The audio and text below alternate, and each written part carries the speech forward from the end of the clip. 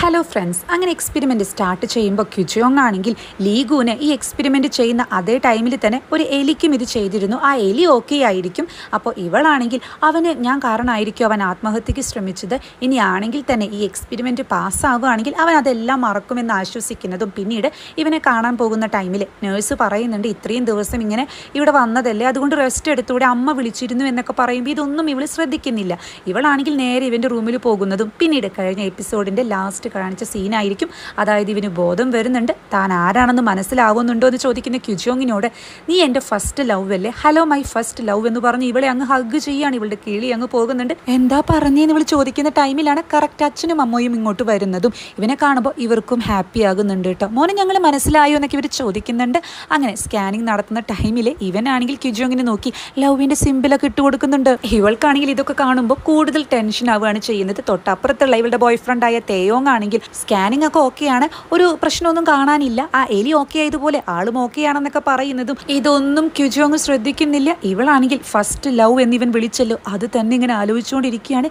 ഇനി ഞാൻ കേട്ടതെങ്ങാനും തെറ്റായിരിക്കുമോ എന്ന് ഇവൾ ചിന്തിക്കുന്നുണ്ട്. അപ്പോൾ പ്രൊഫസർ ആണെങ്കിൽ നീ എന്തേ ചിന്തിക്കുന്നത്, നമുക്കിത് ഹോസ്പിറ്റൽ ഡയറക്ടറെ അറിയിക്കേണ്ടേ, നമ്മൾ സക്സസ് ആയി എന്നൊക്കെ പറയുമ്പോൾ അല്ല ഇപ്പം അറിയിക്കേണ്ട, മനുഷ്യന്റെ കാര്യമില്ലേ, ഇനി എന്തെങ്കിലും സൈഡ് എഫക്റ്റ് ഒക്കെ വന്നാലോ, അതുകൊണ്ട് പിന്നീട് അറിയിക്കാം എന്ന് ഇവൾ പറയുന്നുണ്ട്. അങ്ങനെ പിന്നീട് അച്ഛനും അമ്മയും അനിയനും ഫ്രണ്ടൊക്കെ ലീഗുനിങ്ങനെ നോക്കി നിൽക്കുന്നതും നിനക്ക് എന്തെങ്കിലും ഓർമ്മയുണ്ടോ, ഞങ്ങളെ മനസ്സിലാവുന്നുണ്ടോ എന്നൊക്കെ അമ്മ ചോദിക്കുന്ന ടൈമിൽ പിന്നെ മനസ്സിലാവാതെ ഈ ഹാൻഡ്സമായ എൻ്റെ അച്ഛനും അമ്മയും അല്ലേ എന്നാണ് ഇവൻ ചോദിക്കുന്നത് കേട്ടോ. അതായത് ഇവൻ ടോട്ടലി അങ്ങ് ചേഞ്ച് ആവുകയാണ്. ഒതുങ്ങിക്കൂടി അധികം സംസാരിക്കാത്ത ഇവൻ നല്ല പ്രസരിപ്പുള്ള ഒരാളായിട്ട് മാറുകയാണ്. നിന്നെ ഹോസ്പിറ്റലിലേക്ക് അപകടം പറ്റിയിട്ട് കൊണ്ടുവന്ന് അത് ഓർമ്മയുണ്ടോ എന്ന് ചോദിക്കുമ്പോൾ ഇവനാണെങ്കിൽ കയ്യും കാലൊക്കെ കാണിച്ചിട്ട് എവിടെ ഒരു കുഴപ്പമില്ലല്ലോ, എനിക്കൊരു കുഴപ്പമില്ല എന്ന് പറയുന്നതും ലീഷനാണെങ്കിൽ ആകെ കൺഫ്യൂസ്ഡ് ആയിട്ട് നിൽക്കുന്നുണ്ട്. പെട്ടെന്ന് ഇവൻ അയ്യോ എന്നൊക്കെ പറഞ്ഞ് ബഹളം വെക്കുന്നതും ഡോക്ടറെ വിളിക്കുന്ന അച്ഛനും അമ്മയും പറയുന്നുണ്ട്. പക്ഷേ ഇവനാണെങ്കിൽ ഒരു കണ്ണാടി എടുത്ത് നോക്കി ഓ ഭാഗ്യം എൻ്റെ മുഖത്തിനൊന്നും പറ്റിയിട്ടില്ല എന്ന് പറയുമ്പോൾ ഇവരുടെയൊക്കെ കിളി പോകുന്നുണ്ട് കേട്ടോ.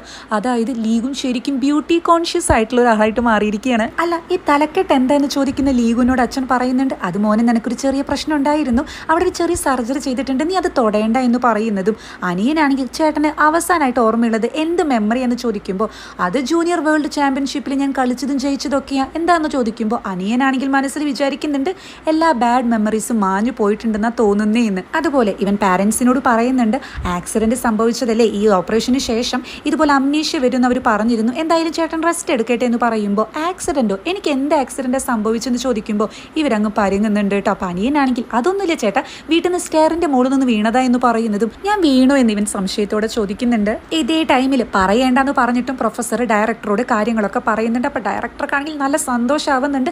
അങ്ങനെ നമ്മുടെ ബ്രെയിൻ റിസർച്ച് ഡിപ്പാർട്ട്മെന്റ് ഒരു വലിയ കാര്യം ചെയ്തിരിക്കുക, ഇതെല്ലാവരും അറിയണം എന്നൊക്കെ പറയുന്നതും ഇപ്പം ഇത് സീക്രട്ടായിട്ട് വെക്കണം, എന്തെങ്കിലും പ്രശ്നമൊക്കെ വന്നാലോ നമുക്ക് ഒന്നുകൂടി നോക്കേണ്ടേ, എന്തായാലും ഒരു നോബൽ പ്രൈസ് ഒക്കെ കിട്ടുമെന്ന് പറഞ്ഞ് ഇവരങ്ങ് സന്തോഷിക്കുന്നതാണ് കാണിക്കുന്നത്. അപ്പോൾ ഡയറക്ടർ ആണെങ്കിൽ അല്ല അന്നത്തെ എലിയുടെ കേസ് പോലെ പ്രശ്നമൊന്നും ഉണ്ടാവത്തില്ലല്ലോ, നിങ്ങൾ നന്നായിട്ട് തന്നെ ഇതൊക്കെ സെറ്റ് ആക്കത്തില്ലെന്ന് പറയുമ്പോൾ ആളെ ഞങ്ങൾ 100 ദിവസം 24 മണിക്കൂർ വെച്ച് നിരീക്ഷിക്കും, ഒരു പ്രശ്നം ഉണ്ടാവത്തില്ല എന്ന് പ്രൊഫസർ അവിടെ പറയുന്നുണ്ട്. ഇതേ ടൈമിൽ ക്യുൻജോങ് ആണെങ്കിൽ ഇവളുടെ പ്രൊഫസറുടെ ഒരു പേഷ്യൻ്റ് ആണല്ലോ ലീഗുൻ. അപ്പോൾ അവൻ്റെ ഡാറ്റാസ് ഒക്കെ തപ്പി അതിൽ ഫസ്റ്റ് ലവിനെ പറ്റി എന്തെങ്കിലും പറയുന്നുണ്ടോ എന്ന് നോക്കുന്നതും ഇതിലൊന്നും ഫസ്റ്റ് ലവിനെ പറ്റി പറയുന്നില്ല, ഞാൻ എങ്ങനെയാണ് അവൻ്റെ ഫസ്റ്റ് ലവ് ആയി എന്നൊക്കെ പറഞ്ഞ് ഇവളങ്ങ് ടെൻഷൻ അടിക്കുന്നതും പ്ലെയിനിൽ വെച്ച് ഇവൻ ഫസ്റ്റ് ലവിനെ പറ്റി പറഞ്ഞല്ലോ അതൊക്കെ ആലോചിക്കുന്നുണ്ട്. അതിനുശേഷം ഇവൾ പോകുമ്പോൾ ലീഗുനും അവൻ്റെ ഫാമിലിയുടെ കൂടെ ഇരിക്കുന്നതാണ് കാണുന്നത്. ലീഗുനാണെങ്കിൽ ഇവളെ കാണുമ്പോൾ ചിരിക്കുന്നതും ഇവളാണെങ്കിൽ മാക്സിമം ആളുകളുള്ള സമയത്ത് ഇവൻ്റെ അടുത്ത് പോകാതിരിക്കുന്നതായിരിക്കും നല്ലത്, അല്ലെങ്കിൽ കാര്യങ്ങളൊക്കെ കുഴഞ്ഞു മറിയെന്ന് പറഞ്ഞ് അവിടെ നിന്ന് എസ്കേപ്പ് അടിക്കുന്നുണ്ട്. ഇവൻ്റെ പാരൻസ് ആണെങ്കിലോ പിന്നീട് പ്രൊഫസറെ മീറ്റ് ചെയ്യുന്ന ടൈമിൽ പ്രൊഫസർ അവിടെ പറയുന്നുണ്ട് അതായത് ഇവൻ ഈ എക്സ്പെരിമെന്റിനെ പറ്റിയിട്ടൊന്നും അറിയാത്തത് കൊണ്ട് തന്നെ പണ്ടത്തെ കാര്യങ്ങളൊക്കെ ട്രിഗർ ചെയ്യുന്ന തരത്തിൽ, അതായത് പണ്ടത്തെ കാര്യങ്ങളൊന്നും തന്നെ ഓർക്കാൻ പാടില്ല,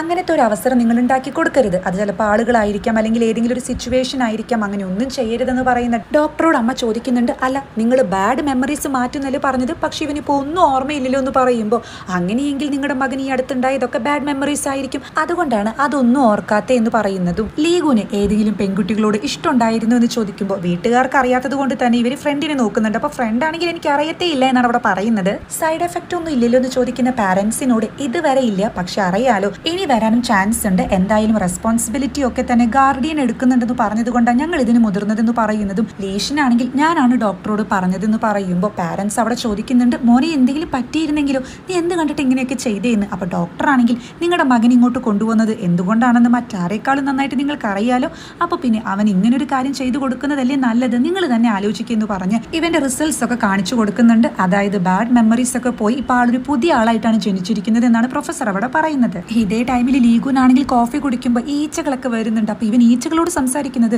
ഓ എൻ്റെ മണം കേട്ടിട്ട് നിങ്ങൾക്ക് അങ്ങ് ഇഷ്ടമായില്ലേ എന്നൊക്കെ ആയിരിക്കും. അതുപോലെ നേഴ്സ് പൾസ് എടുക്കാൻ വരുമ്പോൾ എൻ്റെ അല്ല ഇപ്പോൾ നിങ്ങളുടെ പൾസാണ് എടുക്കേണ്ടത്, കാരണം എന്നെ കണ്ടിട്ട് നിങ്ങളുടെ ഹൃദയമൊക്കെ അങ്ങ് നന്നായിട്ട് തുടിക്കുന്നുണ്ടായിരിക്കും എന്ന് പറയുന്നതും ബോറടിച്ചിട്ടിരിക്കുകയാണല്ലേ എന്ന് നേഴ്സ് ചോദിക്കുന്നുണ്ട്. അതായത് ഏറെക്കുറെ പറയേണ്ട ആവശ്യമില്ലല്ലോ, ഇവൻ്റെ ക്യാരക്ടർ മൊത്തത്തിൽ അങ്ങ് മാറിയിട്ടുണ്ടായിരിക്കും. ഇവൻ ഫേമസ് ആയിട്ടുള്ള ഒരു ടെന്നീസ് പ്ലെയർ ആണെന്നൊക്കെയാണ് ഇപ്പോഴും വിചാരിച്ചിരിക്കുന്നത്. ഇതേ ടൈമിൽ ക്യുൻജോങ് ആണെങ്കിൽ ഫസ്റ്റ് ലവ്, എന്നാൽ ഇതെങ്ങനെ സംഭവിച്ചു എന്നൊക്കെ പറഞ്ഞ് ടെൻഷൻ അടിക്കുന്ന ടൈമിൽ ലീഗോനാണെങ്കിൽ ഇവളെ വലിച്ചൊരു റൂമിലേക്ക് അങ്ങ് കയറ്റുന്നുണ്ട് കേട്ടോ. നീ എന്നെ അന്വേഷിച്ച് നടക്കുകയാണല്ലോ എന്ന് ചോദിക്കുന്ന ലീഗോനോട് ഇവൾ ക്ലിയർ ആയിട്ട് പറയുന്നുണ്ട്, അതെ ഞാൻ നിന്റെ ഫസ്റ്റ് ലവ് അല്ല, ഞാൻ നിന്റെ ഡോക്ടറാണ്, നമ്മൾ തമ്മിൽ ഡോക്ടർ പേഷ്യൻ്റ് ബന്ധം അത് മാത്രമേ ഉള്ളൂ എന്ന് പറയുന്നതും ഇവനാണെങ്കിൽ നിനക്ക് എന്നെ ഓർമ്മയില്ല, അങ്ങനെ വരത്തില്ലല്ലോ, ഇത്രയും ഹാൻസം ആയിട്ടുള്ള മുഖം ആരും അങ്ങനെ മറക്കത്തില്ലല്ലോ എന്ന് പറയുന്ന ടൈമിലാണ് തൊട്ടടുത്ത റൂമിൽ നിന്നൊരു ശബ്ദം കേൾക്കുന്നത് കേട്ടോ. അതായത് മറ്റൊരു ഡോക്ടർ അവളുടെ കാമുകനോട് സംസാരിക്കുന്നതായിരിക്കും കേട്ടോ. സോ അതിത്തിരി ക്രിഞ്ച് ആയതുകൊണ്ട് തന്നെ ഇവനൊക്കെ അങ്ങ് നാണം വരുന്നുണ്ട്. അപ്പോൾ ഈ ഡോക്ടറാണെങ്കിൽ പോ കള്ള എന്നൊക്കെ പറയുന്നതും ഇവനും അതുപോലെ വിളിക്കുന്നുണ്ട്. ഇത് കേൾക്കുന്ന ഈ പെൺകുട്ടിയാണെങ്കിൽ ആരാ അവിടെ എന്ന് ചോദിക്കുമ്പോൾ ക്യുൻജോങ് ആണെങ്കിൽ ഒന്ന് മിണ്ടാതിരിക്കുന്നു പറഞ്ഞ് ഇവന്റെ വായൊക്കെ പൊത്തുന്നുണ്ട്. അവിടെ ആരെങ്കിലും ഉണ്ടോ എന്ന് ചോദിച്ച് ഈ ഡോക്ടർ പെൺകൊച്ചാണെങ്കിൽ ഡോർ ഓപ്പൺ ആക്കാൻ നോക്കുമ്പോൾ ഇവനാണെങ്കിൽ അത് മുറുകെ പിടിച്ചിട്ടുണ്ടായിരിക്കും കേട്ടോ. വാതിൽ തുറക്കുന്ന ക്യുൻജോങ് പറയുന്ന ടൈമിൽ അല്ല ഇതൊരു ചെറിയ റൂമാണ്, നമ്മൾ രണ്ടുപേരും ഇവിടെ ഒറ്റയ്ക്കാണ്, ആളുകൾ തെറ്റിദ്ധരിക്കും എന്നൊക്കെ പറയുമ്പോൾ നമ്മളൊരു ഡോക്ടറും പേഷ്യൻ്റ് ആ റിലേഷൻ മാത്രമേ ഉള്ളൂ, അതുകൊണ്ട് ആരും തെറ്റിദ്ധരിക്കത്തില്ല, താനങ്ങ് തുറന്നേ എന്ന് പറയുന്ന ടൈമിലാണ് മറുവശത്ത് ഇവളുടെ ബോയ് ഫ്രണ്ട് ആയ തേയോങ് എത്തുന്നതും ഇവളാണെങ്കിൽ അവന്റെ ശബ്ദം കേൾക്കുന്നതും അയ്യോ തുറക്കല്ലേ എന്ന് പറഞ്ഞ് ലോക്കിൽ അങ്ങ് കയറി പിടിക്കുന്നുണ്ട്. ആ ഡോക്ടർ ആണെങ്കിൽ തേയോങ്ങിനോട് ഡോർ ഓപ്പൺ ആക്കാൻ പറ്റുന്നില്ല എന്ന് പറയുന്നതും ഇവർ രണ്ടുപേരും കൂടി ട്രൈ ചെയ്യുന്നുണ്ട്. ആ ടൈമിൽ ലീഗൂനാണെങ്കിൽ ഇവന്റെ ഇടത്തെ കൈ കൊണ്ട് ഇത് നന്നായി മുറുക്കി പിടിച്ചിട്ടുണ്ടായിരിക്കും. അപ്പൊ ഇത് കാണുന്ന ക്യുൻജോങ് ആണെങ്കിൽ അതായത് ഇവന്റെ വലത്തെ കയ്യിൽ ഓപ്പറേഷൻ കഴിഞ്ഞിട്ടുണ്ട്, പക്ഷെ അതൊരു കുഴപ്പമില്ല, ഇവനൊരു ട്രോമ ആയതുകൊണ്ടാണ് അതിൽ വേദന വരുന്നു എന്ന് ഇടയ്ക്കിടയ്ക്ക് പറയുന്നത്. എക്സ്പെരിമെന്റ് ചെയ്തു കഴിഞ്ഞാൽ ആ കാര്യം ഇവൻ മറന്നിരിക്കണം. അങ്ങനെയാണെങ്കിൽ ആ ട്രോമ ഇല്ലാത്തത് കൊണ്ട് തന്നെ ഇവൻ രണ്ട് കൈകളും ഒരുപോലെ യൂസ് ചെയ്യേണ്ടേ, അങ്ങനെ ചെയ്യാത്തത് കൊണ്ട് തന്നെ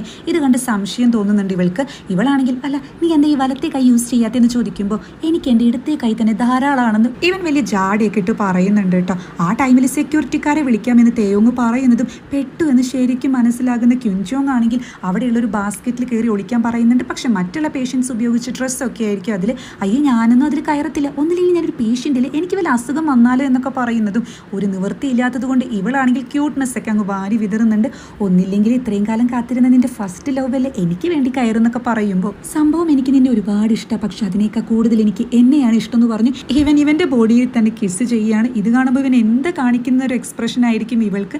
ഒരു നിവൃത്തിയില്ലാത്തത് കൊണ്ട് ശരി നമുക്ക് റോക്ക് പേപ്പർ സിസർ കളിക്കാമെന്ന് ഇവൾ പറയുന്നതും അങ്ങനെ സെക്യൂരിറ്റിക്കാർ ഡോറ് തുറക്കുന്ന ടൈമിൽ ക്യുജിയോങ് ആണെങ്കിൽ ഫോണിൽ സംസാരിക്കുന്നത് പോലെ കാണിച്ച് എന്താ എല്ലാവരും ഇവിടെ, ഞാനൊന്നും കേട്ടില്ല എന്നൊക്കെ പറഞ്ഞ് നൈസായിട്ട് അവിടെ നിന്നും സ്കൂട്ട് അടിക്കുന്നുണ്ട്. ഇതേ ടൈമിൽ റൂമിൽ എത്തുന്ന പാരന്റ്സ് ആണെങ്കിൽ എന്തായാലും ഓപ്പറേഷൻ സക്സസ്ഫുൾ ആയല്ലോ അത് മതി എന്ന് പറയുന്നതും ലീഷിനോട് ഒരു ഇമ്പോർട്ടന്റ് ഗെയിം വരുന്നത് കൊണ്ട് തന്നെ പ്രാക്ടീസ് ചെയ്യാൻ പോകാനൊക്കെ പറയുന്നുണ്ട് കേട്ടോ. അല്ല ഈ ലീഗുൻ എവിടെ പോയി, എക്സാമിനേഷന് പോയതായിരിക്കും എന്ന് പറഞ്ഞ് അമ്മയാണെങ്കിൽ റിസപ്ഷനിൽ പോയിട്ട് ലീഗുന്റെ എക്സാമിനേഷൻ കഴിഞ്ഞു എന്ന് ചോദിക്കുന്നതും ആള് റൂമിൽ ഇല്ല എന്ന് റിസപ്ഷനിസ്റ്റ് ചോദിക്കുന്ന ടൈമിൽ ഇല്ല എന്ന് അമ്മ പറയുമ്പോൾ ക്യുജിയോങ്ങിന്റെ കൊളീഗ്സ് ആയ ഡോക്ടേഴ്സും സ്റ്റാഫൊക്കെ ഞങ്ങൾ പെട്ടു എന്ന് പറഞ്ഞ് ഓടുന്നതാണ് അമ്മ കാണുന്നത്. ഇതേ ടൈമിൽ ക്യുൻജോങ് ആണെങ്കിൽ അവളുടെ ഒരു സ്ഥിരം പേഷ്യന്റിനെ കൺസൾട്ട് ചെയ്യായിരിക്കും കേട്ടോ. സോഷ്യൽ മീഡിയത്തെ കമന്റ് ഒക്കെ കാണുമ്പോൾ എന്താണെന്നറിയില്ല ഡോക്ടർ എനിക്ക് അങ്ങ് ദേഷ്യം വരിക, എനിക്ക് ഭയങ്കരമായിട്ട് ആങ്കർ മാനേജ്മെന്റ് പ്രോബ്ലം ഉണ്ടെന്നൊക്കെ പറയുന്നതും ഇവളാണെങ്കിൽ 6 മാസം മുന്നേ നിങ്ങൾക്ക് ഡിപ്രഷൻ ആയിരുന്നു, 4 മാസം മുന്നേ പാനിക് ഡിസോർഡർ ആയിരുന്നു, ഇപ്പോൾ ഇതും നിങ്ങൾ തന്നെ അസുഖമൊക്കെ കണ്ടുപിടിക്കുന്നുണ്ടല്ലോ എന്ന് പല്ലിറക്കിക്കൊണ്ട് ചോദിക്കുന്നതും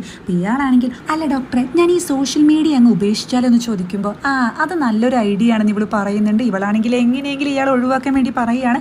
ആ ടൈമിലാണ് ആ പേഷ്യന്റ് മിസ്സായി എന്നുള്ള മെസ്സേജ് ഇവൾ കാണുന്നതും ഇവളുടെ കയ്യിലുള്ള പെൻസിൽ ഒറ്റയടിക്ക് അങ്ങ് ഒടിക്കുന്നുണ്ട് കേട്ടോ. ഇത് കാണുന്ന പേഷ്യന്റ് ആണെങ്കിൽ അപ്പോൾ ശരി നെക്സ്റ്റ് വീക്ക് കാണാമെന്ന് പറഞ്ഞ് നൈസായിട്ട് അവിടെ നിന്നും പോകുന്നുണ്ട്. ആ ടൈമിൽ ഇവൾ ആലോചിക്കുന്നത് ശരിയാ ഏതൊരു കാര്യത്തിനും എന്തെങ്കിലും ഒരു റീസൺ ഉണ്ടായിരിക്കുമല്ലോ എന്ന് പറഞ്ഞ് ഇവളിങ്ങനെ ആലോചിക്കുന്ന ടൈമിൽ ഇവൾക്ക് ഉത്തരം കിട്ടുന്നുണ്ട്. അതായത് ഈ മെമ്മറീസ് ഒക്കെ മാഞ്ഞു പോകുന്ന ടൈമിൽ ചില മെമ്മറീസ് സൃഷ്ടിക്കുന്നുണ്ടെങ്കിലോ മാനിപ്പുലേറ്റ് ചെയ്യുന്നുണ്ടെങ്കിലോ അതായിരിക്കും സംഭവിച്ചത് എന്നൊക്കെ ആലോചിക്കുന്നതും ഇതേ ടൈമിൽ ഇതൊന്നും അറിയാതെ നമ്മുടെ ലീഗുനാണെങ്കിൽ വീട്ടിലെ ബാത്ത് ടബിൽ സുഖമായിട്ടിരുന്ന് കുളിക്കുന്നതാണ് കാണുന്നത്. ഇവനാണെങ്കിൽ 13 വയസ്സുള്ളപ്പോൾ ആ ചാമ്പ്യൻഷിപ്പിൽ പ്രൈസ് കിട്ടിയില്ലേ അതൊക്കെയാണ് ആലോചിക്കുന്നത്. അത് മാത്രമേ ഓർമ്മയുള്ളൂ. പിന്നീട് അങ്ങോട്ട് ഒന്നും ഓർത്തെടുക്കാൻ കഴിയാത്തത് കൊണ്ട് തന്നെ എൻ്റെ ഓർമ്മകളൊക്കെ എന്നാ തിരിച്ചു വരികയെന്ന് ഇവനിങ്ങനെ ആലോചിക്കുന്നതും അതിനുശേഷം ഓരോ ഡ്രസ്സ് എടുത്തിട്ട് ഏതാ ഇടുന്ന് ഇവനിങ്ങനെ നോക്കുന്നുണ്ട് കേട്ടോ. ഇവൻ്റെ ഡ്രസ്സൊന്നും ആയിരിക്കില്ല, അത് ലീഷിൻ്റെ ആയിരിക്കും. ഇവനാണെങ്കിൽ ആ ടൈമിൽ കോളയെ കാണുന്നതും ഇതേത് ഈ മേനയില്ലാത്ത പട്ടി, ഭംഗിയില്ലാത്തത് നിന്റെ കുറ്റമല്ല, നീ നന്നായിട്ട് ഡ്രസ്സ് ചെയ്യാത്തത് കൊണ്ടാണെന്ന് ഇവൻ പറയുന്നതും ഇതേ ടൈമിൽ വീട്ടിലേക്ക് ഓടിയെത്തുന്ന ലീഷനാണെങ്കിൽ ആദ്യം പോയി നോക്കുക ലീഗുവിന്റെ ആദ്യത്തെ റൂമായിരിക്കും. ലീഗുനാണെങ്കിലോ ഇതേ ടൈമിൽ ഒരു ചുമരിൽ നിറച്ചും ഈ ടെന്നീസ് റാക്കറ്റൊക്കെ ഇങ്ങനെ തൂക്കിയിട്ടിട്ടുണ്ടായിരിക്കും. ഇത് നോക്കി നിൽക്കുന്നതും ഇത് കാണുമ്പോൾ എന്തിനാ എനിക്കിങ്ങനെ കരച്ചിൽ വരുന്നതെന്ന് സ്വയം പറയുന്നുണ്ട്. ആ ടൈമിലാണ് ലീഷൻ അങ്ങോട്ട് എത്തുന്നതും ഹേ എന്ന് വിളിക്കുന്ന ടൈമിൽ ഇവനാണെങ്കിൽ ഹേയോ ചേട്ടാ എന്ന് വിളിക്കുന്ന അവിടെ പറയുന്നുണ്ട്. ഇത്രയും കാലം ഇങ്ങനെയാണ് വിളിച്ചുകൊണ്ടിരുന്നത് എന്നാൽ ഇതവൻ അറിയത്തില്ലല്ലോ. ലീഷനാണെങ്കിൽ ചേട്ടാ ഇത് പെൺപട്ടിയല്ല ആൺപട്ടിയാണെന്ന് പറയുന്നതും അതായത് പെൺപട്ടിയുടെ ഡ്രസ്സൊക്കെ ആയിരിക്കും ഇട്ട് കൊടുത്തിട്ടുണ്ടായിരിക്കുക. അല്ല ഹോസ്പിറ്റലിൽ നിന്ന് എന്തിനാ ഇങ്ങോട്ട് വന്നേന്ന് ചോദിക്കുമ്പോൾ അവിടെ ബാത്ത് ടബില്ല എനിക്ക് നന്നായിട്ട് വിസ്തരിച്ചൊന്ന് കുളിക്കണമായിരുന്നു അതുകൊണ്ട് ഇങ്ങോട്ട് വന്നേന്ന് പറയുമ്പോൾ അല്ല വീടൊക്കെ ഓർമ്മയുണ്ടോന്ന് ചോദിക്കുമ്പോൾ അത് നിന്റെ കാർഡ് കീയും മറ്റും എൻ്റെ കയ്യിലുണ്ടായിരുന്നു അങ്ങനെയാ വന്നേന്ന് ഇവൻ അവിടെ പറയുന്നുണ്ട്. ഈ റൂം എൻ്റേതാണെന്ന് എനിക്ക് തീരെ തോന്നുന്നില്ല ഇതിൻ്റെ ഇന്റീരിയർ ഒക്കെ കണ്ടില്ലേ എന്ന് പറയുന്നതും ഇത് കേൾക്കുന്ന ലീഷനാണെങ്കിൽ അവിടെയുള്ള ഇവൻ്റെ ഫോട്ടോസൊക്കെ മാറ്റി വെക്കുന്നുണ്ട്. ഇത് ചേട്ടൻ്റെ റൂം തന്നെ എന്ന് ഇവൻ പറയുന്നതും ഈ ഇന്റീരിയർ ഒക്കെ ആരാ സെലക്ട് ചെയ്തെന്ന് പറയുന്ന ടൈമിൽ അനിയന് ശരിക്കും ദേഷ്യം വരുന്നുണ്ടെങ്കിലും അത് അടക്കി പിടിച്ചുകൊണ്ട് ഈ റൂമും ഈ ചേട്ടനിട്ടിരിക്കുന്ന എക്സ്പെൻസീവ് ആയിട്ടുള്ള വാച്ചും ഡ്രസ്സൊക്കെ തന്നെ ചേട്ടൻ്റെയാണെന്ന് പറയുന്നതും ഈ ടൈമിൽ അങ്ങോട്ട് അച്ഛനും അമ്മയും എത്തുന്നുണ്ട്. അമ്മയാണെങ്കിൽ എനിക്ക് ഏത് ടൈമിലും ടെൻഷൻ ആണല്ലോ എന്ന് പറയുന്നതും എന്തായാലും അവൻ ഇപ്പോൾ പണ്ടത്തെ പോലെ അല്ലല്ലോ കുറച്ച് മാറ്റമൊക്കെ വന്നിട്ടുണ്ട് ഇത്തിരി എനർജി കൂടിപ്പോയി അത്രയല്ലേ ഉള്ളൂ എന്ന് പറയുന്ന അച്ഛൻ നീ ഈ ലഗേജ് കണ്ടോ ഇത് ലീഗുൻ ഇംഗ്ലണ്ടിൽ നിന്ന് വന്നപ്പോൾ കൊണ്ടുവന്നതാ ഇതുവരെ പൊളിച്ചിട്ട് പോലും ഇല്ല എന്ന് പറയുന്നതും മോനെ എന്ന് വിളിച്ച് അമ്മ വരുന്ന ടൈമിൽ ലീഗുൻ വരുന്നത് കണ്ട് ഇവർ രണ്ടുപേരും ഞെട്ടുന്നുണ്ട് കേട്ടോ. ഇവൻ എന്നെ പോലെ ആയതുകൊണ്ടാണ് ഇത്രയും ഹാൻസം ആയതെന്ന് അച്ഛൻ അവിടെ കമന്റ് അടിക്കുമ്പോൾ അമ്മയാണെങ്കിൽ അല്ല മോനെ നീ എന്തിനാ ലീഷിന്റെ ഡ്രസ്സ് ഇട്ടെന്ന് ചോദിക്കുമ്പോഴേക്കും അച്ഛൻ ഇടയിൽ കയറുന്നുണ്ട്. എന്താ മോനെ പറഞ്ഞിട്ട് വരണ്ടേ എല്ലാവരും എന്തുമാത്രം ടെൻഷൻ അടിച്ചു എന്ന് അറിയോ എന്നൊക്കെ പറയുന്നതും അവിടുത്തെ ബാത്റൂം എനിക്ക് തീരെ ഇഷ്ടമായില്ല ഞാനൊന്ന് കുളിക്കാൻ വന്നതെന്ന് ഇവൻ കൂളായിട്ട് പറയുന്നുണ്ട് കേട്ടോ. അപ്പോൾ ഇവരാണെങ്കിൽ ഒന്ന് പറഞ്ഞിട്ട് വരേണ്ടേ എല്ലാവരും നന്നായി ടെൻഷൻ അടിച്ചു എന്നൊക്കെ പറയുന്നതും ഇവനാണെങ്കിൽ ആ കാണുന്ന സ്റ്റെയറിൽ നിന്നാണോ ഞാൻ വീണേന്ന് ചോദിക്കുന്നുണ്ട്. അതേന്ന് ഇവർ പറയുന്ന ടൈമിൽ അല്ല ഞാൻ ഹാൻഡ് റവറിൽ നിന്ന് എങ്ങാനും ആണോ വീണേന്ന് ചോദിക്കുമ്പോഴേക്കും അച്ഛനും അനിയനും ആണെങ്കിൽ അല്ല എന്ന് ഒരുമിച്ച് പറയുന്നുണ്ട്. അപ്പോൾ ഇവനാണെങ്കിൽ വീട്ടിലേക്ക് വന്ന പണ്ടത്തെ എന്തെങ്കിലും കാര്യങ്ങൾ ഓർത്തെടുക്കാൻ കഴിയുമെന്ന് വിചാരിച്ചു അതുകൊണ്ടാ വന്നേ എന്നൊക്കെ പറയുന്നതും എത്രയൊക്കെ ആലോചിച്ചിട്ടേ എനിക്ക് ടെന്നീസ് കളിച്ചത് മാത്രമേ ഓർമ്മയുള്ളൂ ഈ അടുത്തൊക്കെ ഞാൻ എങ്ങനെ ജീവിക്കുന്നുണ്ടായിരുന്നു എന്ന് ചോദിക്കുന്ന മകനോട് അച്ഛൻ പറയുന്നുണ്ട് അത് അമ്മ പറഞ്ഞു തരുമെന്ന്. ആള് നൈസായിട്ട് ഒഴിവാവുകയാണ്. അപ്പൊ അമ്മയാണെങ്കിലോ അത് പിന്നെ മോനെ നീ ടെന്നീസിൽ നിന്ന് റിട്ടയർഡായി പിന്നീട് നിനക്കൊരു കമ്പനി റൺ ചെയ്യാനൊക്കെ ആയിരുന്നു താല്പര്യം അതിന്റെ ഭാഗമായിട്ട് ഇപ്പൊ ലീഷിനുള്ള ആ കമ്പനി ഉണ്ടല്ലോ അതിന്റെ മാനേജറായിട്ട് നീ വർക്ക് ചെയ്യാന്നൊക്കെ പറഞ്ഞ് അമ്മ അങ്ങ് തട്ടി വിടുന്നുണ്ട്. അച്ഛനാണെങ്കിലും അത് ശരിയാ നീ നല്ല സ്മാർട്ട് ആയതുകൊണ്ട് പിന്നെ ഞങ്ങൾ വേറെ ഒന്നും പറഞ്ഞില്ലേ എന്ന് പറഞ്ഞ് ഇവന്റെ ലഗേജ് തുറക്കുന്ന ടൈമിൽ അത് ക്യുൻജോങ്ങിന്റെ ലഗേജ് ആയതുകൊണ്ട് തന്നെ ഇവളുടെ ഡ്രസ്സാണല്ലോ കാണുന്നത്. ഇത് കാണുമ്പോൾ അച്ഛന്റെ കിളി പോകുന്നുണ്ട്. അച്ഛനാണെങ്കിൽ ഇവളുടെ അണ്ടർ ഗാർമെന്റ്സ് ഒക്കെ എടുത്തിട്ട് ഇത് എന്തുവാ എന്ന് അമ്മയോട് ആക്ഷൻ ഇടുന്നുണ്ട്. ഷോ എന്നെ പോലുള്ളൊരു മകനെ കിട്ടിയത് നിങ്ങൾക്ക് അഭിമാനിക്കാം എന്ന് പറഞ്ഞ് ഇവൻ നോക്കുന്നതും ഇത് എന്റെ സ്യൂട്ട് കേസ് അല്ലേ നോക്കട്ടെ എന്ന് പറയുമ്പോൾ അല്ലല്ല ഇത് എന്റെ സ്യൂട്ട് കേസ് ആണ് ഞാൻ കുറച്ച് ദിവസത്തേക്ക് നിന്നെ കടം വാങ്ങിയതാണെന്നൊക്കെ പറഞ്ഞ് അച്ഛൻ നൈസായിട്ട് അവിടെ നിന്ന് സ്കൂട്ടാകുന്നുണ്ട്. ഇവനാണെങ്കിൽ എനിക്ക് ഹോസ്പിറ്റലിലേക്ക് തിരിച്ചു പോകണം എൻ്റെ മുറിവ് ഡ്രസ് ചെയ്യാനുണ്ടെന്ന് പറഞ്ഞ് അവിടെ ഒരുപാട് കാറൊക്കെ ഉണ്ടായിരിക്കും കേട്ടോ. അതിലൊരു കാറ് സെലക്ട് ചെയ്ത് നല്ല സ്റ്റൈലായിട്ട് ഓടിച്ചു പോകുന്നുണ്ട്. ഇവൻ നല്ല ബഹളമൊക്കെ വെച്ചിട്ടാണ് അവിടെ നിന്ന് പോകുന്നത്. ഇപ്പൊ ഇത് കാണുന്ന ഇവർ മൂന്നുപേരും ഇവന്റെ ഈ ക്യാരക്ടർ കണ്ട് അന്തം വിട്ട് നിൽക്കുന്നുണ്ട്. ഇതേ ടൈമിൽ ക്യുൻജിയോങ് ആണെങ്കിൽ എല്ലാ കാര്യവും പ്രൊഫസറോട് പറയുമ്പോൾ പ്രൊഫസറുടെ കിളി പോകുന്നുണ്ട്.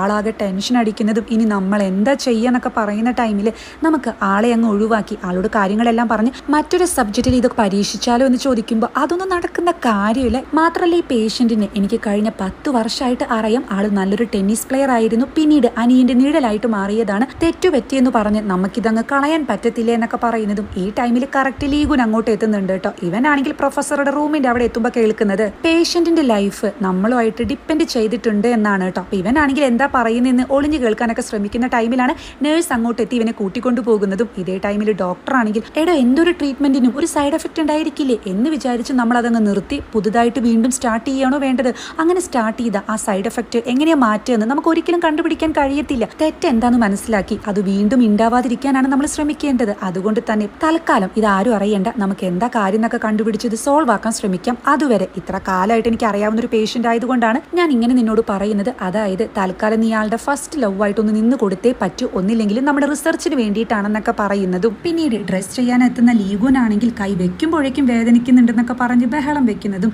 അതുപോലെ അല്ല എൻ്റെ ഈ സ്യൂട്ട് എങ്ങനെയുണ്ടെന്ന് സിസ്റ്ററോട് ചോദിക്കുന്ന ടൈമിൽ ഇപ്പം ഉണ്ടായ പോലെ ഇനി എങ്ങാനും പറയാതെ ഇവിടെ നിന്ന് പോയ ഈ കത്രിക കണ്ടല്ലോ ഇതുകൊണ്ടൊരു വെട്ടു എന്ന് പറയുന്ന നേഴ്സ് ആണെങ്കിൽ എടോ താൻ കിടന്നതിന് ശേഷം ഒരു ദിവസം പോലെ റെസ്റ്റ് ചെയ്യാതെയാണ് ആ ഡോക്ടർ ക്യുൻജിയോങ് തന്നെ ഇങ്ങനെ നിരീക്ഷിച്ചത് ഒന്നില്ലെങ്കിലും അയാളോടെങ്കിലും ഇത്തിരി സ്നേഹം കാണിച്ചൂടെ അയാൾ പറയുന്നതൊക്കെ ഒന്ന് കേൾക്കുക എന്ന് പറയുന്നതും ഇത് കേൾക്കുന്ന ഇവന് നല്ല ഹാപ്പി ആകുന്നുണ്ട് കേട്ടോ. അതായത് നേഴ്സ് ഒരു ഡോക്ടർ പേഷ്യന്റ് റിലേഷൻഷിപ്പിനെ പറ്റിയിട്ടാണ് പറഞ്ഞതെങ്കിൽ ഇവൻ അത് വേറൊരു തരത്തിലാണ് എടുക്കുന്നത്.